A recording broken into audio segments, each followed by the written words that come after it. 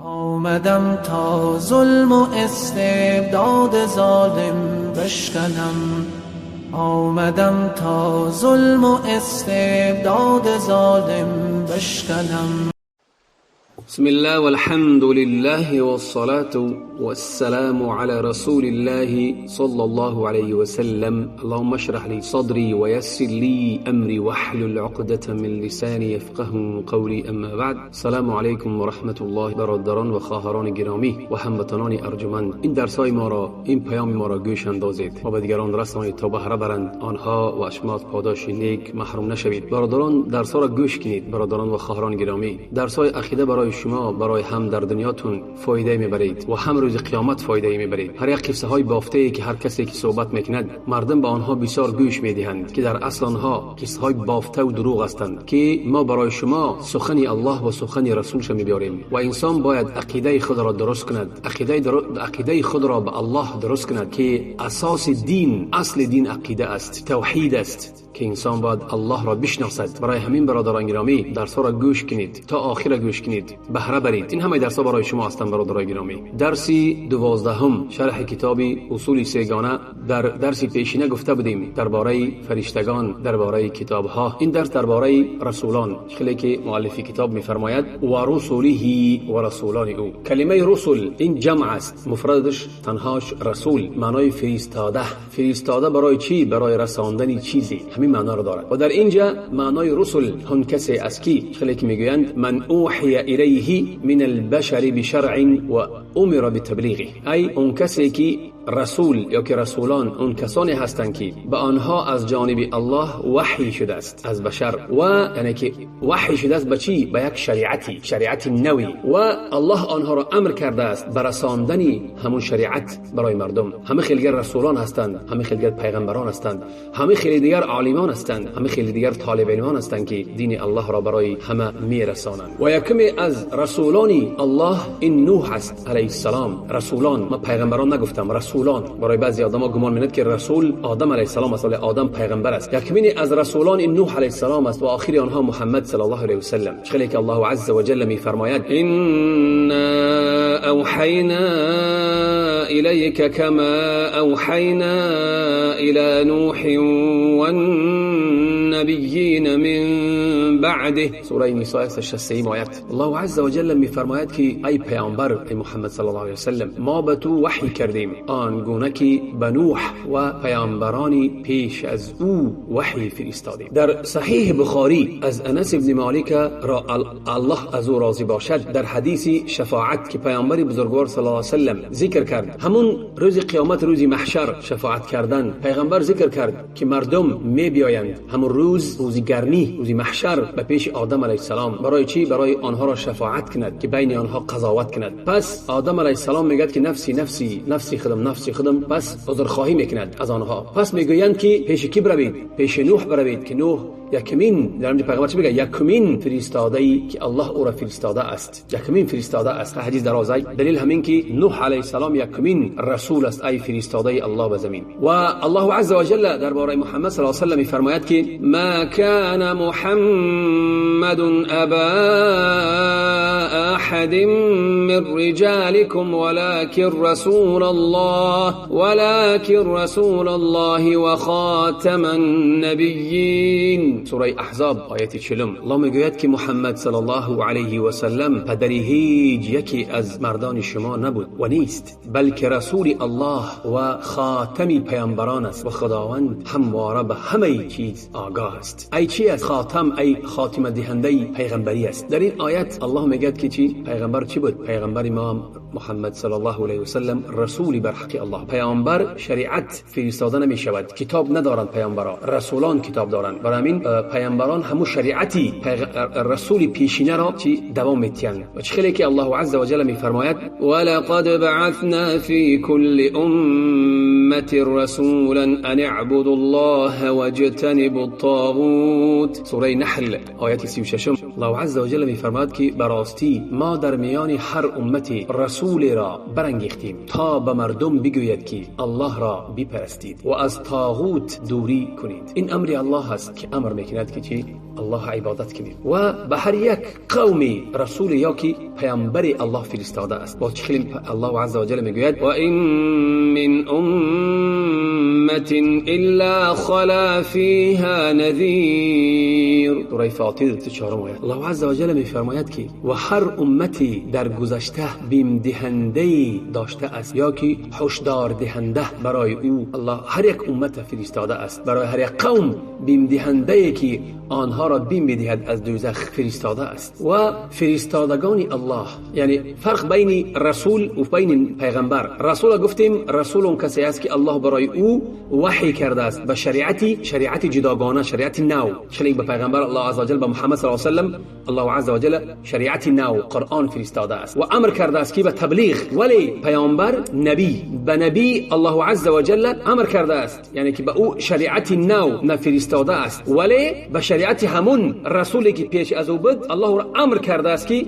همو را دوام دهد، به همو امر کرده است که به همو دعوت کند، نه که به او شریعت مستقل و شریعت جداگانه برای او نفرستاده است. برای پیغمبران، برای رسولان شریعت نو، چخیلی که موسی، عیسی، نوح علیه السلام و دیگران شریعت نو. رسولان بشر هستند، مخلوق هستند، یگان خصوصیت های ربوبیت ندارند و نه الوهیت دارند. آدم هستند مثل ما، ولی آنها را الله عز و جل از ما بین مردم انتخاب کرده است. چخیلی که الله عز و جل میفرماید درباره پیغمبری خود محمد صلی الله علیه و سلم که میگوید و هو سید المرسلین، او جناب همه فرستادگان است و بزرگترین آنها در منزله است در نزد الله. چخیلی که الله عز و جل میفرماید قل انی لا املك لكم ضرا ولا رشدا قل إني لن يجيرني من الله أحد ولن أجد من دونه ملتحدا. سوره جن 1 آیات. الله میگه به پیغمبر که بگو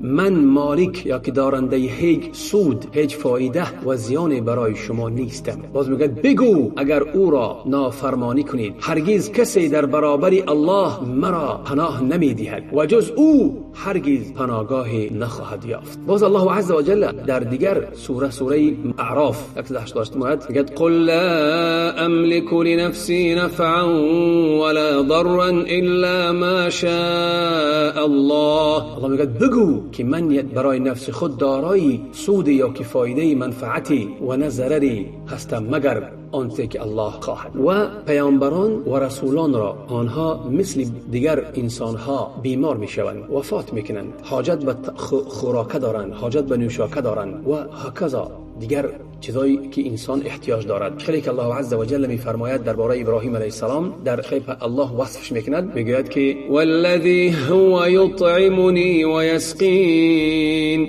و اذا مرضت فهو یشفین والذی یمیتنی ثم یحیین.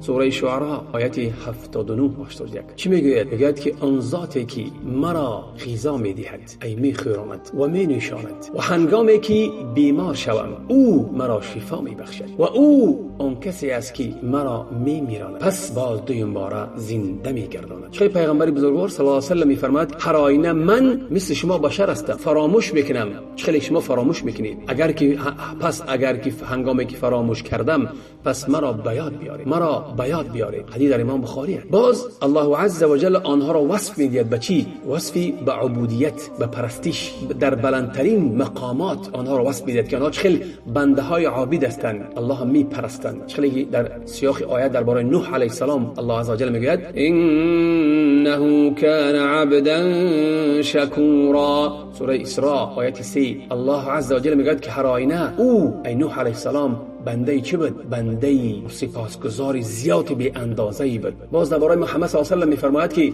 تبارك الذي نزل الفرقان على عبده ليكون للعالمين نذيرا. سوره فرقان 1 آیت. الله چی میگوید؟ پربرکت است، مبارک است آن ذاتی که قرآن را وسیله شناخت حق از باطل را بر بنده اش فرو فرستاد تا برای جهانیان مایه هشدار باشد، ای برای بیم دادن جهانیان. و چه درباره ابراهیم علیه السلام میفرماید و درباره دیگر پیغمبران میگوید الله عز و جل. ایمان به رسولان الله چه در بر میگیرد؟ 4 چیز در بر میگیرد. یکم ایمان که همون نامه ها که رسالت ها، همون چیزی که از آسمان برای اونها آمده است حق است، از جانب الله است، با آنها ما باوری و ایمان داریم. پس کسی که کفر می‌ورزد به نامه ها و خطاب ها و رساله های آنها، اون چیزی که برای آنها فرستادن، به یکی آنها اگر که کفر ورزید، پس گویا که به همه پیغمبران کفر ورزیده است. باید هر یک مسلمان به همه آن نامه هایی که آن کتاب هایی که الله عز و جل به همه پیغمبران فرستاده است و رسولان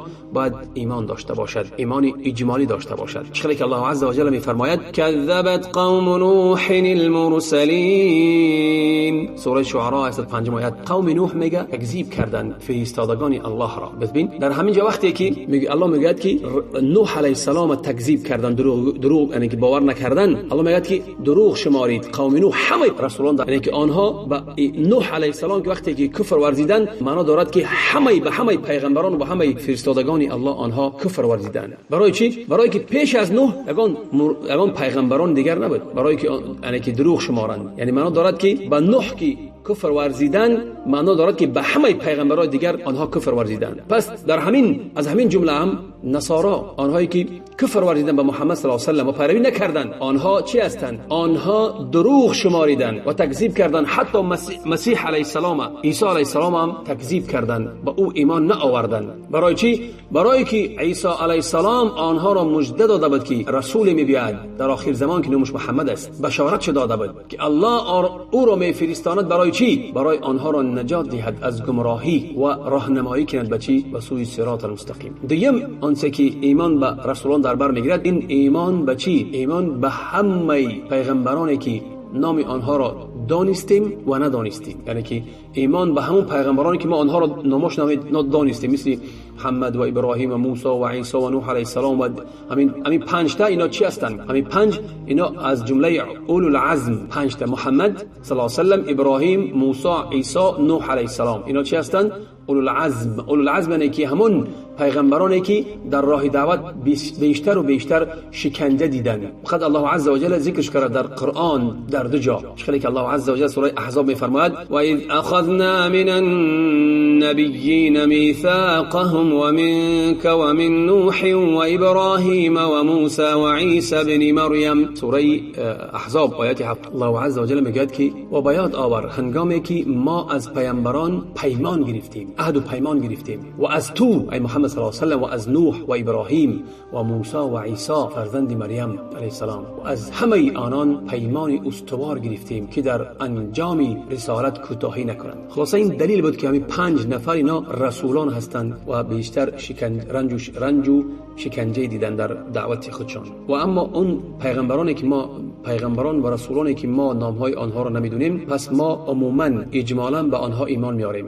اجمالاً. سیوم از ایمانی که به رسولان هست، این باور کردن آنچه که اون خبرهایی که برای ما آوردن، خبرهای درستی که آوردن، خبرهای صحیح و درستی که آوردن. 4م عمل کردن به شریعت اون پیغمبری که برای ما فرستاده شده است و خاتمی پیامبران رسول اکرم صلی الله علیه و سلم برای همه مردم فرستاده شده است که همه او را پیروی کنند. خلاصه که الله عز و جل میفرماید فلا وربك لا يؤمنون حتى يحكموك فيما شجر بينهم ثم لا تجدوا فيه أنفسهم حرجا مما قضيت ويسلموا تسلیما. سوره نساء 65 آیه. همین آیت اندیشه کنید. الله چی میگه؟ چنین نیست که شما گمان میکنید. فلا و ربک، به پروردگارت قسم یا که سوگند که مردم ایمان نمی آورند. الله در اینجا ایمان نفی میکند، یعنی نمی بیارد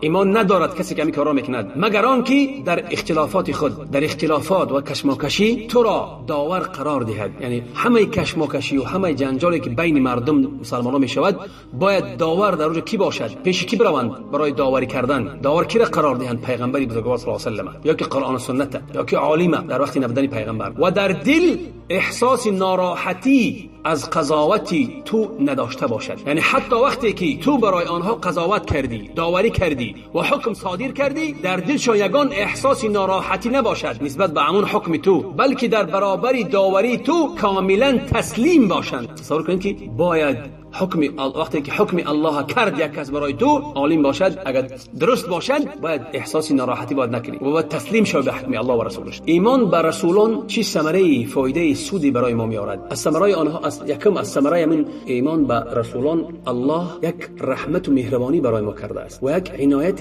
ارزانی کرده است برای بنده هاش که برای آنها رسولان فرستاده است، برای آنها را راهنمایی کند به چی؟ به راه راست. برای آنها رسولان بیان کنند چخیل الله عبادت کنند. برای عقل بشری تنها الله شناختن تنها نمیتواند اگر که رسولان نباشند. عبادت برای ما کی نشان میدهد؟ رسولان الله. دیم الله ما باید سپاسگزاری کنیم به همین نعمت بزرگی که برای ما کرده است، رسولان فرستاده است. سیم محبت و دوستداری رسولان علیهم الصلاة و السلام و بزرگ و باشکوه دانستن آنها و آنها را ستایش کردن به آنچه که آنها لایق هستند، به همون صفات هایی که لایق هستند. برای چی؟ برای رسولان الله هستند. برای آنها همه وقت برپا اند به چی؟ به عبادت پرستش الله و همه وقت به مردم همون نامه های الله همی رسانند، بنده هایش را نصیحت میکنند. خلاصه مؤلف کتاب باز میگوید که والیوم الاخری، روز قیامت، اون روزی که مردم برانگیخته میشوند به چی؟ برای حساب و جزا. حساب است، بعد حساب جزا است. برای چی یوم الاخر گفتن؟ روز آخرین. یعنی برای چی؟ برای بعد اون دیگه روز نیست، همون روز آخر است، یا که دوزخ یا که بهشت. برای چی؟ برای که بعد همون روز بعد حساب جزا می شود. بعد جزا اهل جنت در جنت مستقر می شوند، اهل دوزخ در دوزخ مستقر می شوند. برای آنها ناز و نعمت است، برای آنها عذاب و شکنجه است. ایمان بر روز قیامت در بر میگیرد سه چیزا، سه امر در بر میگیرد ایمان بر روز قیامت.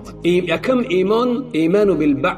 بعث چی است؟ ای برانگیختن. انسان میمرد و بعد الله او را برمی انگیزاند. ای زنده کردن انسان که مرد، زنده کردن مرده ها در وقتی که در سور دمیده می شود، در همون سور در دیم دوبار می دمد، در همون دیم بارش همه از قبر مثل رستنی می رویند، همه به پیش پروردگاری عالمیان می خیزند، برهنه، پایلوچ، ختنه ناکرده، همه همون دستور قدیمه نوزاد بر می گردد، همه چیز انسان به همون بدنش بر می گردد. چنانکه الله عز و جل می فرماید کما بدأنا اول خلق نعیده وعدا علینا إنا كنا فاعلین. سوره انبیاء 104 آیه. الله میفرماید که و همان گونه که آفرینش نخستین یعنی اولین بار را آغاز کردیم، شلیک اول آفرید انسان، آن را باز میگرداند، دینباره برمی انگیزد. روز قیامت این وعده است که بر عهده ماست، بر عهده الله است و قطعا آن را انجام خواهیم داد. الله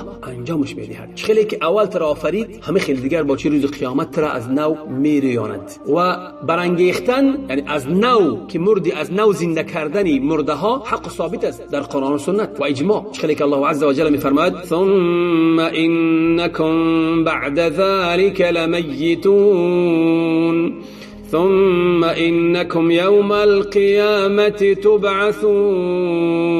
سوره مؤمنون آیت 15-16. الله عز و جل میفرماید که سپس شما بیگمان بعد از آن میمیرید. هر کس میرنده است، میمیرد، آنگاه روز قیامت برانگیخته میشوید. ای دینباره از سر نو الله شما را زنده میکند. پیغمبر بزرگوار صلی الله علیه و سلم میفرماید که روز قیامت مردم حشر میشوند، جمع میشوند. روز محشر، در روز محشر چی پایلوچ ختنه ناکرده به اون دستور قدیمه شد و اجماع، همه مسلمانان اجماع کردند به ثابت، حتی اهل کتاب هم به چی؟ به ثابت بدن همین که روز قیامت برانگیخته میشوید. برای چی؟ برای که دنیا روز چی است؟ این دنیای سنجش است و روز قیامت روز چی است؟ روز مجازات، حساب و جزا است. الله چی میگه؟ افحسبتم انما خلقناكم عبثا وانکم الینا لا ترجعون. سوره مؤمنون آیت 115. الله عز و جل چی میفرماید؟ الله میفرماید که پس آیا میپندارید که ما شما را بیهوده آفریده ایم؟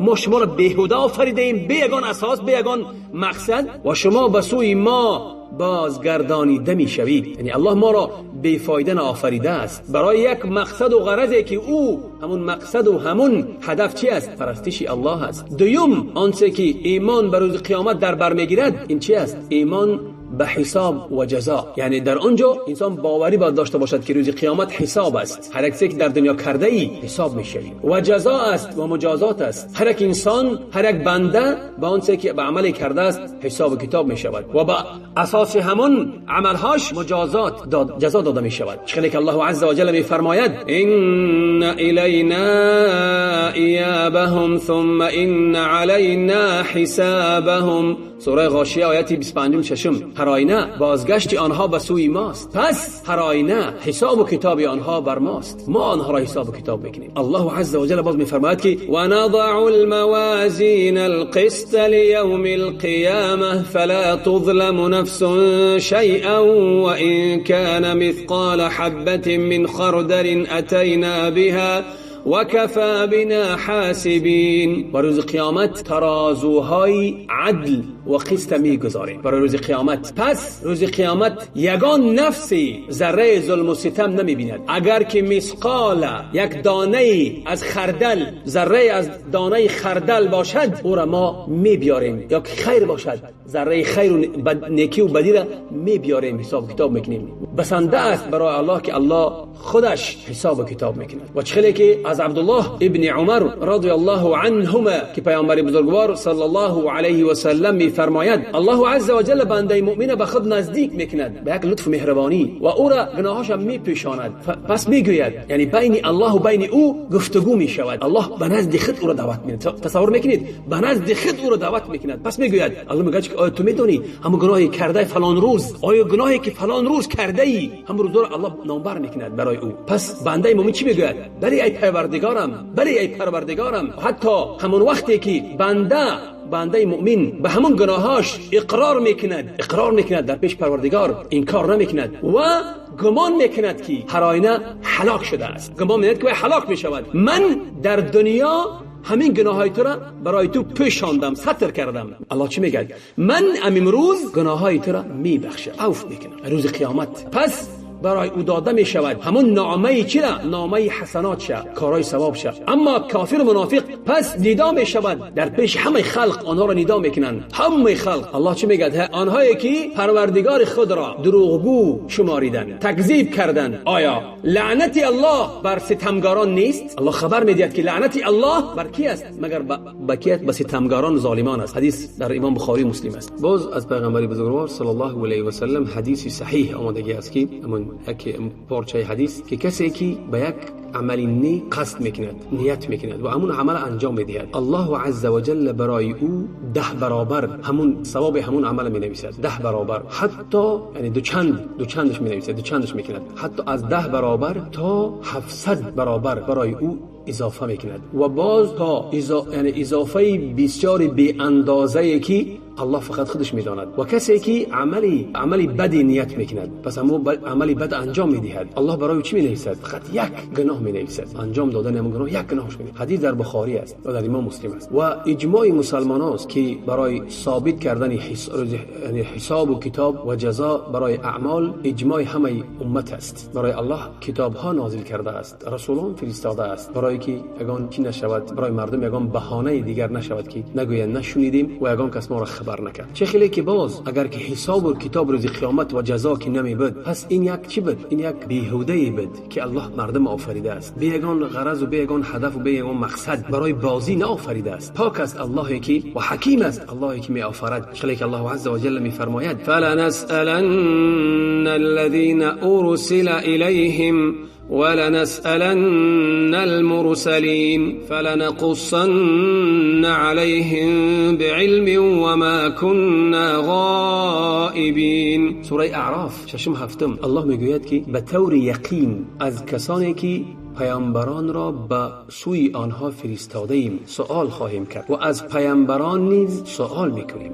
حتی از پیغمبران الله میپرسد و مسلما اعمال همه را از روی علم وسیع خود برای آنان شرح خواهیم داد. ما غائب نبودیم، بلکه همه جا حاضر و ناظر بودیم. یعنی الله از ما در غفلت نیست، در غیب هست. الله همه چیز ما را می‌بیند، همه چیز ما را می‌شنود و همه عمل‌های ما را می‌نویسد. و روز قیامت روز جزا است، حساب و جزا است. سوم، به ایمان داشتن به روز قیامت چه در بر می‌گیرد؟ ایمان باوری داشتن به جنت و آتش. آنها بازگشتی جنت و دوزخ بازگشت ابدی برای خلق است. جنت دار نعیم است که الله او را آماده کرده است. برای کی؟ برای مؤمنان، پرهیزکاران، فروتنان، برای آنانی که ایمان آوردند به آنچه که الله برای آنها واجب کرده است و برپا شدند به چی؟ به طاعت الله و رسولش و الله خالصا عبادت کردند و پیروی رسولش کردند. در بهشت همه نمودهای نعمت هست. خیلی که پیغمبر میگه ما لا عین رأت ولا اذن سمعت ولا خطر على قلب بشر، که نعمت‌های هستند که چشم او را دیدگی نیست، گوش از همون نعمت‌ها شنودگی نیست و یگان خطری به یگان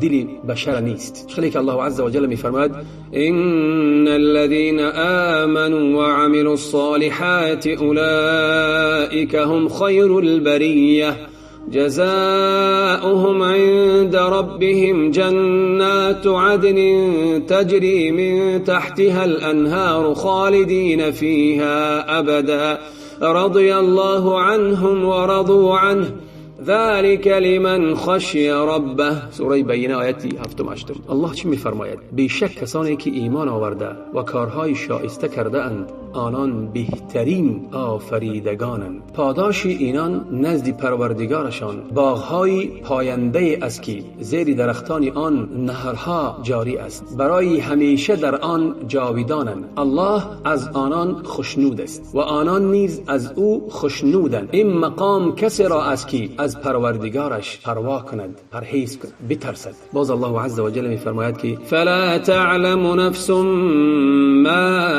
اخفی لهم من قرة اعین جزاء بما كانوا يعملون. سوره سجده آیت 17. الله میفرماید که هیچ کسی نمیداند چه پاداشی مهمه که مایه روشنی چشم هاست برای آنان نهفته است، پنهان است. این پاداشی کارهایی است که میکرده اند در دنیا. اما درباره آتش که وای چی است؟ جای عذاب است که الله او را آماده کرده است برای کافران، ظالمان، آنانی که کفر ورزیدند و نافرمان روایی که رسولان او کردند. عذاب گوناگونی هست که در خاطر انسان یا در فکر انسان نمی آید. که الله عز و جل میفرماید واتقوا النار التي اعدت للكافرین. بترسید از آتشی که آماده شده از برای کافران. آنها در او جاویدان هستند. خیلی آیات ها بسیار هستند. برای آنها شراب، آبی چرک، آبی گرم، آبی خونالود، همه این برای آنهاست، با آنها داده می شود. خیلی عذابی سخت است، خیلی عذابی دردناک است. خوراکی آنها زقوم است، همون درختی که کورا میخورند. در چی شرح داده بودیم؟ در